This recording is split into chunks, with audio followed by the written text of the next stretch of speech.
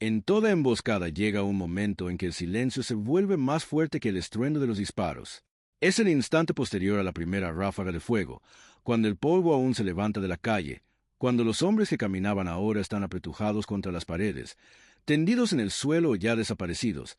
Ese terrible instante en que cada soldado superviviente comprende, con una claridad fría y absoluta, que alguien nos ha estado observando. Alguien eligió este momento. Alguien escogió esta calle, esta esquina, este ángulo en particular donde los edificios canalizan el movimiento y cortan la huida.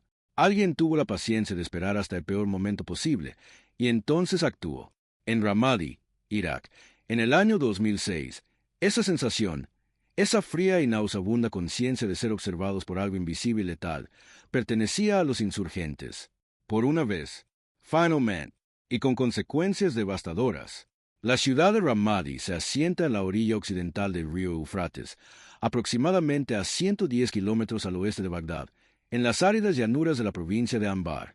En otra época, fue una ciudad importante, la capital provincial, un lugar con oficinas gubernamentales, aulas universitarias y calles comerciales donde los comerciantes regateaban sus mercancías como lo habían hecho sus antepasados durante siglos a lo largo de este mismo río. Tenía hospitales, tenía escuelas, tenía barrios donde las familias habían vivido durante generaciones, donde las mismas paredes habían albergado a abuelos y nietos, donde el ritmo de la vida cotidiana transcurría al compás del río. Para 2006, se había convertido en un campo de batalla.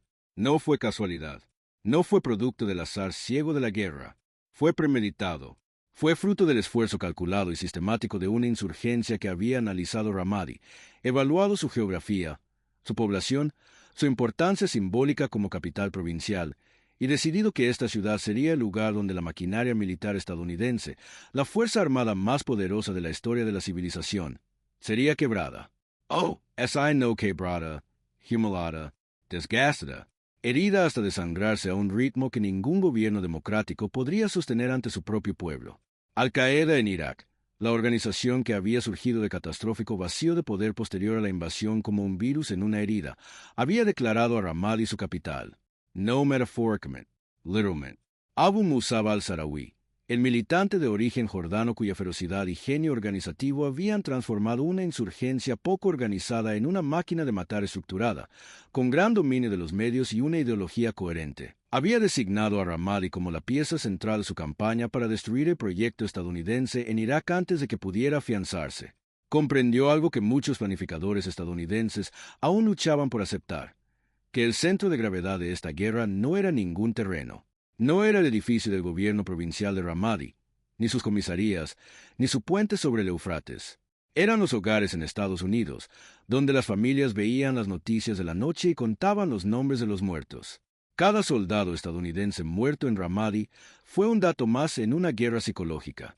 Cada ataque con artefactos explosivos improvisados fue filmado y subido a Internet. Cada emboscada captada con una cámara de mano y distribuida a través de la red mediática insurgente fue un arma dirigida no contra los soldados en el terreno, sino contra la voluntad del público estadounidense de seguir enviándolos. Las estadísticas de este periodo no son abstracciones. Son una medida de la catástrofe a cámara lenta.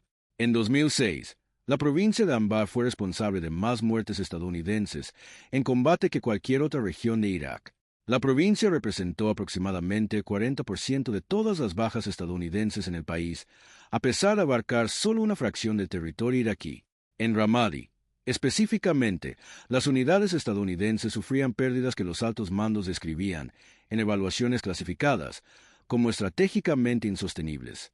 La primera brigada de combate de la primera división blindada, que tenía la responsabilidad principal de asegurar la ciudad, había sufrido bajas que la situaban entre las unidades estadounidenses más combatidas de toda la guerra.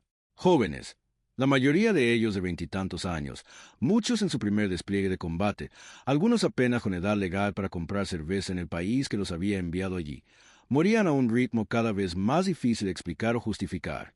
Los insurgentes habían convertido la ciudad en una fortaleza de defensas escalonadas que explotaban cada ventaja que un defensor puede tener sobre un atacante en terreno urbano. Tenían observadores, a menudo civiles de apariencia común, apostados por toda la ciudad que rastreaban los patrones, horarios y rutas de las patrullas estadounidenses y transmitían información a través de una red de teléfonos celulares y mensajeros a los equipos de emboscada que esperaban en posiciones preparadas.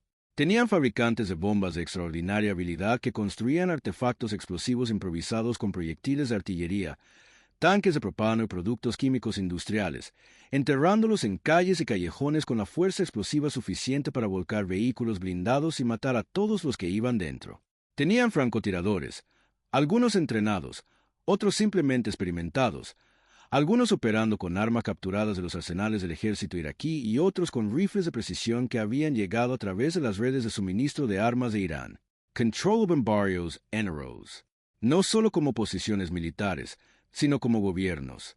Instalaban puestos de control, imponían su propia justicia brutal, cobraban impuestos, reclutaban y ejecutaban a disidentes en público como demostración de poder.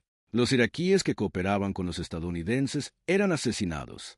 Los iraquíes que se unían a la policía eran perseguidos y asesinados delante de sus familias. Maestros, médicos y funcionarios locales que intentaban mantener un mínimo de vida cívica eran asesinados sistemáticamente. El mensaje era absoluto e inequívoco. Aquí no hay vida fuera de nosotros. Aquí no hay otro futuro que el nuestro. La doctrina estadounidense de guerra convencional, la misma que había demostrado ser tan devastadoramente efectiva en la invasión inicial, basada en operaciones combinadas, una potencia de fuego abrumadora y una velocidad de impacto sin precedentes para los ejércitos modernos, resultó profundamente inadecuada para lo que Ramadi se había convertido. No se puede ordenar un ataque aéreo contra un edificio con civiles y considerarlo una victoria. No se puede bombardear con artillería masiva un barrio y salir victorioso. La insurgencia comprendió esta limitación tan bien como cualquier teórico militar, y la explotó con una sofisticación despiadada. Avanza lentamente. Muere poco a poco. Eso era lo que Ramadi les hacía a las fuerzas estadounidenses a principios de 2006. La ciudad los devoraba, manzana por manzana, día tras día, con paciencia, disciplina y la absoluta convicción de quienes creían tener a Dios de su lado y el tiempo a su favor. Algo tenía que cambiar. Alguien tenía que cambiarlo. En la primavera de 2006, un suboficial jefe de los Navy SEAL llamado Chris Cahill llegó a Ramadi con el equipo SEAL 3, Unidad Operativa Bruce. Tenía 31 años, nació en Odessa, Texas, el 8 de abril de 1974 y se crió en el pequeño pueblo de Midlothian. Quienes conocen Texas saben del carácter particular que ese lugar y esa crianza forjan, directo, físico, profundamente moral de una manera más instintiva que filosófica y sin ninguna paciencia para las apariencias. Cahill creció casando con su padre, un diácono que se tomaba su fe y su paternidad con la misma seriedad. El primer rifle que Cahill disparó fue un rifle de cerrojo que le regalaron de niño, y lo que aprendió con él, la paciencia, la quietud, el silencio absoluto que se instala en el último instante antes de un disparo, lo acompañaría en cada escenario bélico en el que participara. Tras terminar el instituto, probó suerte en el circuito de rodeo. Lo intentó en serio. Montar caballos salvajes, la tradición de vaquero de trabajo condensada en ráfagas de violencia controlada de 8 segundos sobre el lomo de un animal que quiere matarte. Era bueno en ello, pero algo más lo atraía. En 1999 se alistó en la Marina de los Estados Unidos, impulsado por una idea que describió como simple y directa. Quería luchar por su país. Quería ser útil de una forma que importara en los términos más fundamentales. Pasó por el VUD/S, entrenamiento básico de demolición submarina/SEAL, que cada año deja fuera entre el 70 y el 80% de los hombres que lo intentan. La tasa de abandono no es casual, es el objetivo. El VUD/S está diseñado para encontrar a los hombres que pueden ser doblegados y eliminarlos, de modo que lo que quede sea algo más duro. Cahill no se doblegó. Se graduó y obtuvo su tridente, la insignia de calificación SEAL, y se convirtió en parte de una de las fuerzas de combate de élite en la historia de la guerra organizada. Para cuando llegó a Ramadi para su tercer despliegue de combate, ya había visto cosas que la mayoría de los seres humanos pasan toda su vida evitando con éxito. Había luchado en Fallujah en 2004, la segunda batalla de Fallujah, Operación Furia Fantasma, que fue una de las operaciones de combate urbano más intensas desde la guerra de Vietnam, un asalto implacable, manzana por manzana, casa por casa, a través de una ciudad convertida en fortaleza. Había disparado contra personas, había visto morir a otras y había soportado el peso de ambas en el colapso visible que un inexperto podría esperar, porque ese peso, En las personas hechas para este trabajo, no se manifiesta como colapso, se manifiesta como concentración. Tenía una esposa llamada Taya, un hijo Colton, una hija, M.C. Kenna. Tenía una familia esperándolo en Texas que lo necesitaba como toda familia necesita a su persona de apoyo, no solo presente, sino verdaderamente ahí, sin dejarse absorber por lo que sucedía al otro lado del mundo. Taya Cahill ha escrito y hablado sobre cómo fueron esos años con una honestidad extraordinaria. La soledad, el miedo a que sonara el teléfono con la peor noticia posible, la angustia particular de estar casada con alguien que seguía eligiendo regresar al lugar que intentaba matarlo.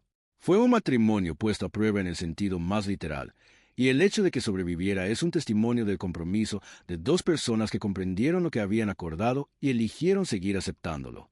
Chris Cahill seguía volviendo porque creía, con la convicción de quien no suele tener dudas, que lo que hacía protegía a la gente que estaba debajo.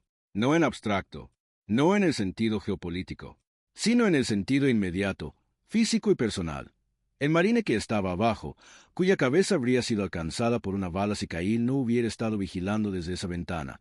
El médico del ejército que llegó hasta un soldado herido en campo abierto porque el francotirador que lo amenazaba desde una azotea había sido neutralizado. El convoy que logró cruzar una intersección que había sido un punto de emboscada porque los emboscadores habían visto lo que le sucedió a los últimos que se apostaron allí. Esa era la aritmética que calculaba mentalmente. Esa era la matemática moral de su existencia en esas calles, y la ejecutaba sin vacilación y remordimiento, lo que lo hacía eficaz en situaciones que requerían simultáneamente tanto la matemática como la ausencia de vacilación. Su arma principal en Ramadi era el Macmillan TAC-338, un fusil de cerrojo de precisión con recámara para munición .338 Lapua Magnum. Para comprender esta arma, consideremos la siguiente comparación. Un fusil de infantería estándar, una carabina M4, es preciso y letal hasta aproximadamente 500 metros en condiciones ideales. La munición .338 Lapua Magnum, disparada desde una plataforma de precisión por un operador experto, es letal a más del triple de esa distancia. La bala sale del cañón a aproximadamente 2.900 pies por segundo. A 1.000 metros, aproximadamente 10 campos de fútbol, sigue siendo supersónica y conserva la energía suficiente para ser letal de forma inmediata y definitiva. A 1.500 metros, sigue siendo efectiva. En manos de alguien que sabe lo que hace, es un arma que redefine fundamentalmente las reglas de enfrentamiento en la guerra urbana, porque extiende el alcance letal de un solo ser humano más allá de cualquier cosa a la que un enemigo sin equipo y entrenamiento equivalentes pueda responder de la misma manera. Cahill también usó el .300 Winchester Magnum, otro cartucho de precisión de largo alcance, y en ocasiones específicas el Barrett M82, el rifle semiautomático de calibre .50 diseñado originalmente para perforar blindajes ligeros y que, en manos expertas, desafía cualquier clasificación sencilla. No es un rifle de francotirador en el sentido tradicional. A las distancias y en los contextos en que Cahill lo usó, se convirtió en algo cercano al concepto militar de arma de precisión de fuego directo operada por dotación. Una persona, operando sola o con un observador, disparando distancias con efectos terminales que cambian el curso de un enfrentamiento. Pero el arma es solo una parte de la historia. El arma es el instrumento. La música es algo completamente distinto. Lo que hizo que Cahill fuera efectivo en Ramadi no fue simplemente su puntería, que era excepcional según cualquier criterio objetivo. Fue la completa integración de paciencia, observación, juicio táctico y resistencia física lo que le permitió mantener una posición en condiciones que habrían derrotado a cualquier otra persona. Ramadi en el verano de 2006 es un lugar que no se puede describir adecuadamente sin usar la palabra brutal.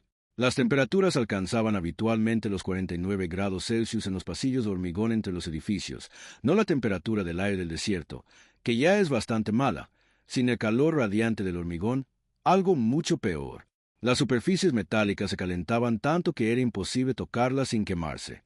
Los perros militares, herramientas esenciales para la detección de artefactos explosivos improvisados, podían morir de insolación a los pocos minutos de exposición sin medidas de enfriamiento activas. Los seres humanos que operaban en ese entorno durante largos periodos, con chalecos antibalas, equipo y manteniendo la absoluta quietud que exige una posición de francotirador, luchaban contra la biología con la misma agresividad con la que luchaban contra el enemigo. Cahill mantuvo esas posiciones. Durante horas seguidas. Quieto, paciente, observando a través del visor. Los informes comenzaron a filtrarse a través de las redes de comunicación insurgentes pocas semanas después de la llegada de la unidad operativa Bruce a la ciudad. Estas redes eran sofisticadas. Una combinación de teléfonos celulares, mensajeros, reuniones presenciales en casas de seguridad y el tipo de comunicación informal que ha transmitido información de inteligencia en el campo de batalla desde los inicios de los ejércitos. Y lo que la red reportaba era un patrón para el cual no tenía una explicación clara. Las fuerzas estadounidenses avanzaban por zonas que habían sido escenarios de matanzas habituales y sobrevivían. Los combatientes que se habían apostado en los tejados para atacar a las patrullas de los marines eran los primeros en ser abatidos, desde distancias que parecían imposibles, desde ángulos que sugerían que el tirador se encontraba en un lugar donde nadie esperaría lógicamente que estuviera, con una precisión que no dejaba supervivientes que pudieran describir lo sucedido. Las emboscadas, cuidadosamente preparadas y ubicadas, eran desbaratadas antes de poder ejecutarse, como si alguien supiera de su existencia. El desgaste constante y predecible de las fuerzas estadounidenses, que se había vuelto casi rutinario, se había roto, y nadie en la estructura de mando insurgente podía identificar con exactitud el origen de la interrupción. Esa incertidumbre es en sí misma un arma. Una de las armas más poderosas que posee un francotirador no es el rifle, sino la paranoia que genera. Un solo francotirador enemigo confirmado puede paralizar por completo a una unidad militar entera. Puede obligar a los soldados a buscar refugio desde donde no pueden avanzar, puede convertir cada ventana y cada azotea en una sentencia de muerte potencial, puede transformar el movimiento en un ejercicio de terror existencial.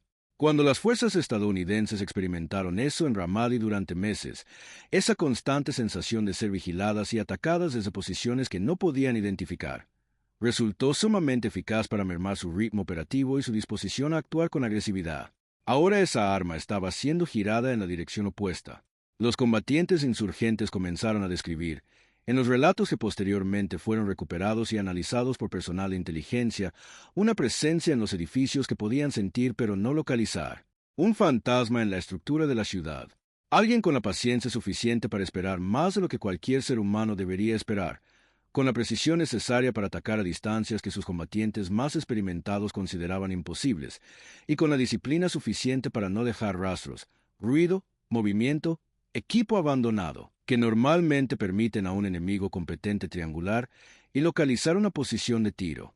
Le pusieron nombre a esta presencia: Al-Shaitan Ramadi, el Diablo de Ramadi. La recompensa por su cabeza apareció en las redes insurgentes. Las cifras exactas varían. Algunas fuentes citan $20,000 y otras cantidades considerablemente mayores, pero lo importante es la existencia de la recompensa en sí. Se ofrece una recompensa por algo que está causando pérdidas. El precio es una medida del daño. Y a mediados de 2006, el daño era real, cuantificable y aumentaba a un ritmo que estaba desbaratando las operaciones en las que Al-Qaeda en Irak había invertido importantes recursos. Cuando Khalil supo del nombre, la recompensa, el temor que se había apoderado de su presencia en la ciudad, su respuesta fue totalmente característica del hombre que era. Lo aceptó. No con la arrogancia teatral de alguien que aparenta dureza ante un público, sino con la simple franqueza de un hombre que no veía razón para negar algo que era cierto y útil. Si el enemigo temía al diablo de Ramadi, entonces el diablo de Ramadi era una herramienta más eficaz que Chris Khalil por sí solo. Si el nombre lo precedía en los combates, si rondaba la mente de un combatiente mientras decidía si tomar una posición con vista a una ruta de patrulla estadounidense, si introducía una vacilación que costaba una fracción de segundo, en combate, esa fracción de segundo es la diferencia entre dos resultados. El trabajo que Khalil y sus compañeros francotiradores SEAL realizaron en Ramadi durante el verano y el otoño de 2006 no fue un evento dramático aislado. Fue un trabajo acumulativo, paciente, sostenido durante meses en condiciones que exigían una constancia de desempeño casi sobrehumana. Fueron enfrentamientos uno tras otro, cada uno un cálculo individual de distancia, viento, elevación, espejismo térmico, identificación del objetivo y la certeza, en fracciones de segundo, de que la persona en la mira era un combatiente enemigo y no un civil que casualmente sostenía algo que parecía un arma. Esa distinción, esa exigencia absoluta de identificación positiva antes de disparar, es algo de lo que Khalil habló con precisión. Describió el proceso no como algo simple o automático, sino como algo que exigía atención y confianza absoluta simultáneamente, porque el costo de equivocarse en cualquier sentido era catastrófico. El recuento oficial acumulado de bajas confirmadas de Cahill a lo largo de 4 despliegues, un total de 10 años de servicio, asciende a 160, lo que lo convierte en el francotirador más letal en la historia documentada del ejército de los Estados Unidos. El total no confirmado, que el propio Cahill estimó en 255 y que nunca ha sido verificado de forma independiente, es propio de las bajas no confirmadas. Ocurren en el caos y la presión del combate activo, presenciadas por personas que luchan por sobrevivir, y los requisitos de documentación son secundarios a las exigencias inmediatas de mantenerse con vida. Lo que sí se puede verificar, y lo que se verifica en los relatos de los marines y soldados a los que cubrió, es el impacto, no la cantidad, el impacto. Existe un tipo de testimonio que tiene más peso que cualquier estadística, y es el testimonio de los hombres que estaban en tierra firme, bajo sus pies. Eran infantes de marina y soldados que llevaban meses en Ramadi antes de la llegada de la unidad operativa Bruce, que habían desarrollado una familiaridad íntima y terrible con lo que la ciudad les estaba haciendo, que habían perdido amigos y compañeros y que habían adquirido ese tipo de conocimiento operativo oscuro y particular que solo se obtiene al sobrevivir a lo que otros no sobrevivieron. Estos hombres no dan halagos fácilmente ni sin sentido. No pertenecen a un grupo demográfico que finja gratitud para generar un efecto social. Lo llamaban la leyenda. No como ironía, no como hipérbole empleada ante la falta de un lenguaje más preciso, con la seriedad de quienes han calibrado su lenguaje con experiencias que purifican los excesos. A medida que la operación en Ramadi evolucionaba durante el verano y el otoño de 2006, el panorama estratégico general también cambiaba, lenta y dolorosamente, contra todo pronóstico. El esfuerzo militar que Cahill apoyaba formaba parte de una campaña más amplia de la Primera Brigada de Combate y las Fuerzas de Operaciones Especiales para establecer puestos de avanzada directamente en los barrios más disputados de la ciudad. En lugar de operar desde grandes bases de operaciones avanzadas y seguras en la periferia y adentrarse en la ciudad con patrullas, las fuerzas estadounidenses estaban estableciendo pequeñas posiciones fuertemente defendidas dentro de la propia ciudad, viviendo en el corazón del problema y manteniendo una presencia permanente en áreas que la insurgencia controlaba por completo. Esto era extraordinariamente peligroso. Estos puestos de avanzada estaban bajo ataque constante. Eran bombardeados con morteros y lanzagranadas, sondeados por francotiradores y atacados por terroristas suicidas. Su abastecimiento requería convoys que debían abrirse paso a la fuerza tanto para entrar como para salir.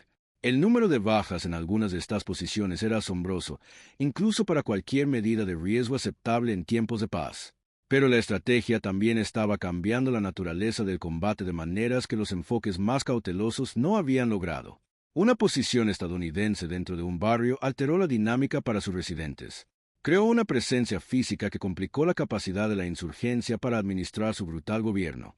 Les dio a los iraquíes, que anhelaban en silencio una alternativa al dominio de Al-Qaeda, la sensación de que tal vez, solo tal vez, existía algo con lo que valía la pena arriesgarse a cooperar.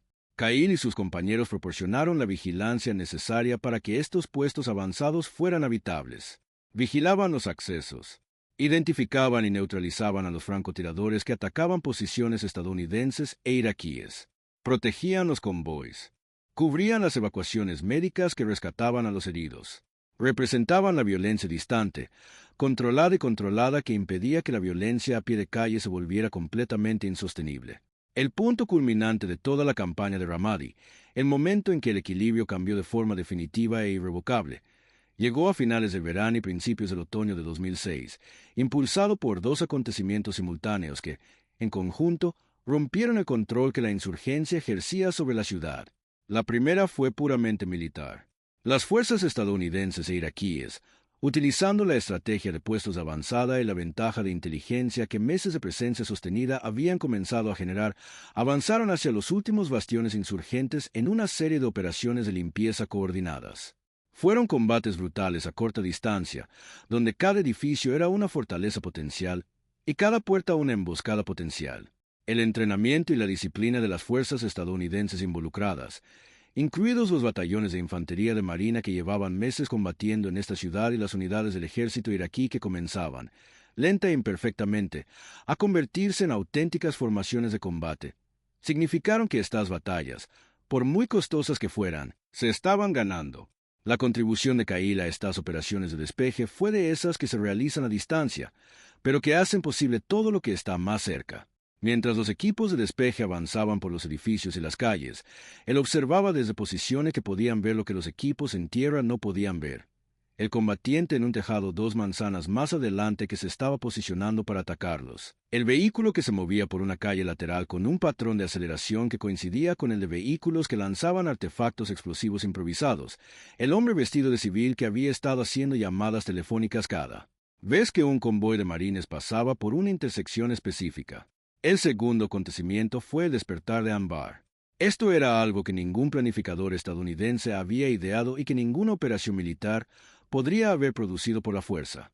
Fue la decisión, tomada independientemente por los jeques rivales suníes más poderosos de la provincia de Anbar, de volverse contra Al-Qaeda en Irak. Las razones eran tanto de principios como pragmáticas. Al-Qaeda había cometido el error fundamental que los movimientos totalitarios siempre acaban cometiendo. Habían dirigido su violencia contra las poblaciones a las que decían representar. Impusieron restricciones religiosas con una brutalidad extrema. Asesinaron a líderes tribales que los cuestionaron. Dirigieron redes de contrabando que enriquecieron a la organización a costa de las tribus. Trajeron combatientes extranjeros que trataron con desprecio a los iraquíes locales. Y entonces, en el cálculo que los destruyó, comenzaron a matar a los hijos de los líderes tribales que se negaron a entregar a sus hijas como esposas a los combatientes de Al-Qaeda. El jeque Abdul Sattar Abu Riza fue uno de los que tomaron la decisión. Había perdido a miembros de su familia a causa de la violencia de Al-Qaeda. Había visto su provincia destruida y a su pueblo aterrorizado por una organización que llegó proclamándose libertadora y que se reveló como una fuerza de ocupación mucho más brutal que los estadounidenses contra los que supuestamente luchaba. En septiembre de 2006, fundó el Consejo del Despertar de Anbar, SAWA, que reunió a líderes rivales de toda la provincia en una alianza con las fuerzas estadounidenses contra Al-Qaeda en Irak. El efecto fue transformador de una manera que ninguna cantidad de poderío militar estadounidense por sí sola podría haber producido. Estos líderes rivales trajeron consigo un conocimiento local de una profundidad incomprensible. El conocimiento de personas cuyas familias habían vivido en esos kilómetros cuadrados específicos durante generaciones, que conocían cada rostro en cada aldea, que podían identificar a los combatientes extranjeros y a los colaboradores locales con una precisión que ninguna base de datos de inteligencia podía igualar. Trajeron reclutas para la policía iraquí, hijos de sus propias tribus, hombres con un interés real en el futuro de sus comunidades. Trajeron una legitimidad que las fuerzas estadounidenses jamás podrían proyectar en el contexto iraquí, porque era una legitimidad arraigada en algo que los estadounidenses no podían fabricar, la pertenencia.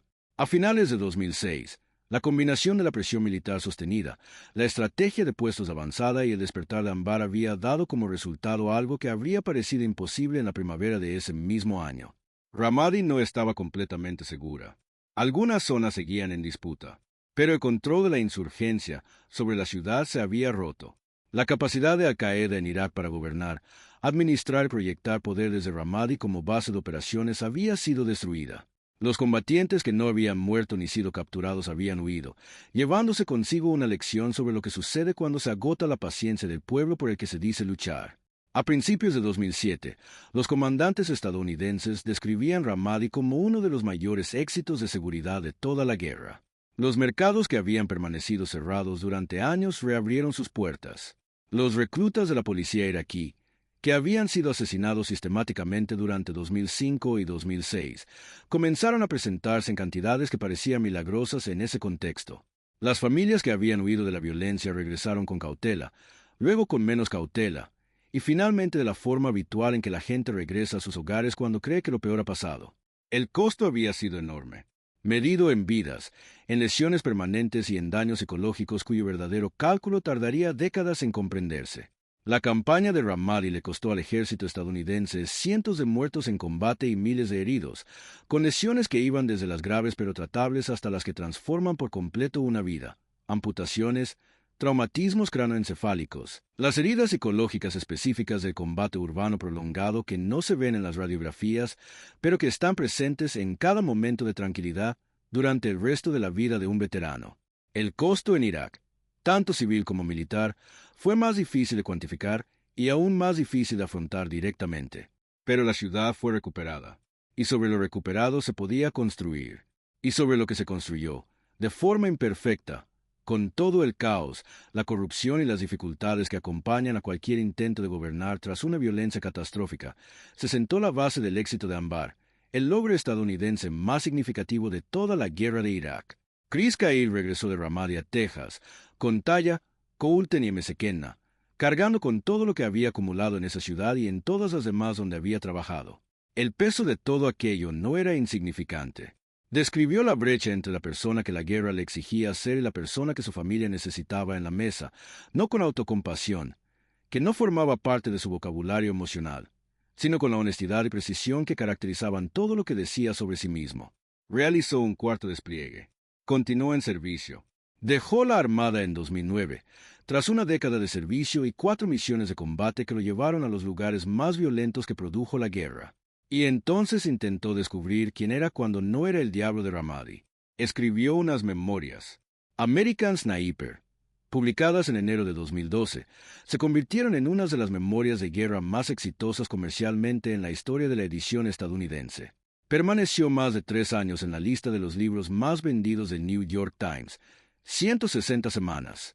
Vendió millones de ejemplares y generó el tipo de debate cultural que rara vez producen los libros sobre la guerra, no solo sobre Cahill, sino también sobre la naturaleza de la misión a la que Estados Unidos había enviado a personas como él y la deuda que tenía con ellos a su regreso. Clint Eastwood la adaptó al cine en 2014, con Bradley Cooper interpretando a Cahill en una actuación que le valió una nominación al Oscar. Tras su estreno, la película se convirtió en la película bélica más taquillera de la historia de la taquilla estadounidense, recaudando más de $547 millones a nivel mundial. Más estadounidenses vieron la película en sus primeras semanas que los que siguieron de cerca la campaña de Ramadi mientras se desarrollaba. Para muchos de ellos, fue la primera vez que experimentaron de forma visceral cómo era el combate urbano en Irak para quienes lo vivían. La película y el libro suscitaron un intenso debate, sobre Cahill en particular, sobre la guerra de Irak en general y sobre la cuestión más amplia del significado del heroísmo en un contexto donde la guerra misma es objeto de controversia. Estos debates fueron reales y necesarios. Permanecen sin resolverse porque, en realidad, no pueden resolverse mediante consenso. La historia rara vez emite veredictos. Presenta hechos y deja los veredictos a las generaciones futuras, quienes heredan las consecuencias. Lo que no admite discusión es lo que Cahill decidió hacer en los años transcurridos entre su salida de la Marina y su muerte. Dedicó una enorme energía a trabajar con veteranos, en especial con veteranos de combate que sufrían de TEPT y todo el espectro de lesiones psicológicas que la exposición prolongada a combate inflige a los seres humanos. Creía que los veteranos necesitaban hablar entre sí, que el lenguaje específico de esas experiencias es saber que la persona que tenías enfrente había estado en la misma oscuridad y había encontrado una salida, proporcionaba algo que los entornos clínicos y los terapeutas civiles, por muy capacitados que fueran, no podían ofrecer por completo.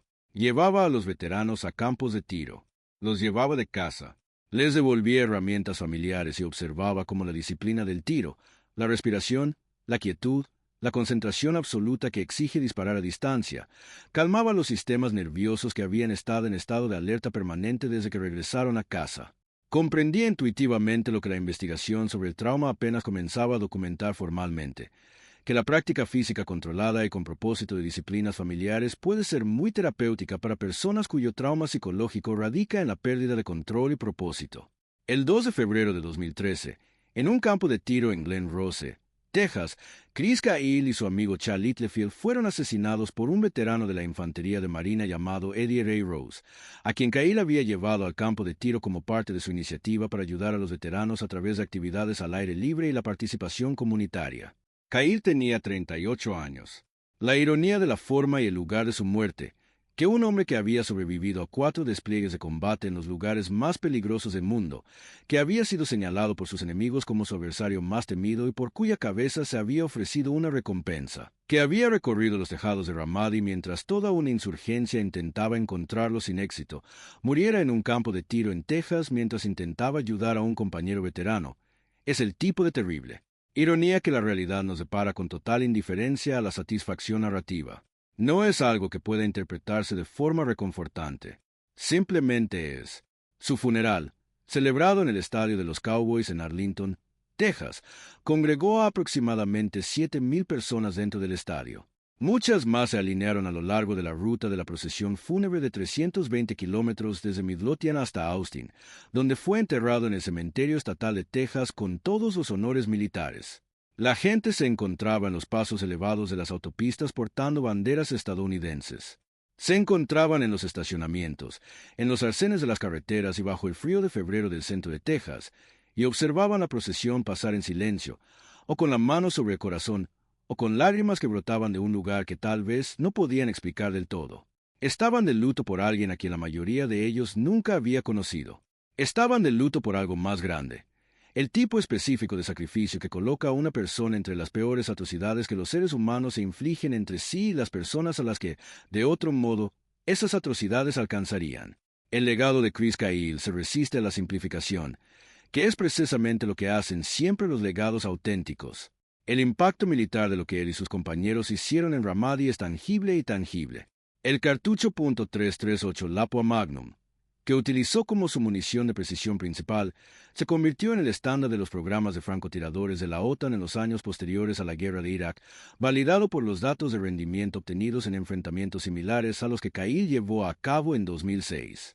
La doctrina de la vigilancia de francotiradores de precisión para operaciones de despeje de infantería, la integración específica del fuego de precisión de largo alcance con equipos de despeje en espacios reducidos, se perfeccionó e institucionalizó de maneras que siguen influyendo en cómo las fuerzas estadounidenses y aliadas realizan operaciones urbanas. La inversión en programas de entrenamiento, tecnología óptica, software de cálculo balístico y plataformas de fusiles de precisión, derivada de las lecciones aprendidas en Ramadi y en la guerra de Irak en general, ha dado como resultado una generación de francotiradores militares con capacidades que superan con creces las posibles en 2006. El legado más amplio, el legado humano, el legado cultural, es más complejo y controvertido, y esa complejidad no es un defecto. Es la naturaleza honesta de lo que produce la guerra. No son historias sencillas. No son héroes simples. No hay respuestas fáciles a las preguntas más difíciles sobre la violencia, el sacrificio y el precio de las decisiones tomadas por los gobiernos y pagadas por los individuos. Lo que se puede afirmar con certeza es esto. En Ramadi, en 2006, hubo hombres que regresaron a casa porque Chris Cahill los vigilaba desde una ventana. Hubo convoys que cruzaron intersecciones que deberían haber matado a todos sus ocupantes. Hubo operaciones de limpieza que tuvieron éxito porque la amenaza en las alturas fue neutralizada por algo que los combatientes en tierra no podían ver, pero cuya presencia era absolutamente segura. Hubo familias en Texas, Ohio, Georgia, California y todos los demás estados que aún conservan padres, hijos, esposos y hermanos, gracias a lo que ocurrió en esos edificios en 2006. El Diablo de Ramadi. Fueron los insurgentes quienes le pusieron ese nombre, porque eran quienes lo sentían con mayor intensidad. Lo nombraron con temor y con el reconocimiento a regañadientes de quienes habían descubierto algo que no podían contrarrestar fácilmente. Le pusieron precio a su cabeza porque, muerto, valía más para ellos que cualquier otro estadounidense en esa ciudad. Difundieron el nombre a través de sus redes como advertencia. Manténganse ocultos. No se instalen allí. Alguien nos está observando. Chris Cahill escuchó el nombre y lo adoptó sin dudarlo, porque ese era él, un hombre de Odessa, Texas, que había decidido en qué creía, quién era y qué estaba dispuesto a hacer al respecto, y que había decidido que la ambigüedad sobre esas cosas era un lujo que no podía permitirse en los lugares que frecuentaba. Está enterrado en Austin, en un cementerio reservado para los tejanos que han sido considerados dignos de ser recordados. Su tumba recibe flores, cartas, monedas conmemorativas y pequeñas banderas estadounidenses de desconocidos que viajan expresamente para pararse junto a esa lápida y decir algo, en voz baja, en el lenguaje íntimo de la gratitud y el dolor que no se puede expresar en voz alta porque es demasiado profundo para las palabras disponibles. Vienen porque hay cosas que merecen ser presenciadas, incluso las cosas difíciles, especialmente las cosas difíciles, porque las cosas más difíciles suelen ser las más ciertas. Si esta historia te conmovió, si te hizo reflexionar sobre el sacrificio y su verdadero costo, sobre las personas detrás de la historia que solemos contar en términos abstractos, entonces dale a me gusta ahora mismo. Esto ayuda directamente a que este canal llegue a más personas interesadas en estas historias, y solo te tomará 2 segundos hacer algo que marca una verdadera diferencia en lo que estamos construyendo. Suscríbete a Historia Verificada si aún no lo has hecho. Estamos creando una biblioteca de historias reales contadas con la seriedad y el respeto que merecen, y queremos que formes parte de esta comunidad. Y cuéntanos en los comentarios, ¿qué piensas sinceramente sobre cómo deberíamos recordar a hombres como Chris Gayle? No hay una respuesta obligatoria. Queremos la respuesta sincera. Leemos todos los comentarios. La próxima vez, hablaremos de una historia que casi nadie fuera del ámbito militar ha escuchado, una acción nocturna en una guerra que la mayoría cree conocer, que cambió el resultado de toda la campaña de maneras que aún permanecen clasificadas en parte. No te lo esperas. Gracias por estar aquí. Gracias por tu interés y por quedarte hasta el final. Esta comunidad se basa precisamente en eso, en personas que creen que la historia real, contada con honestidad, merece la pena.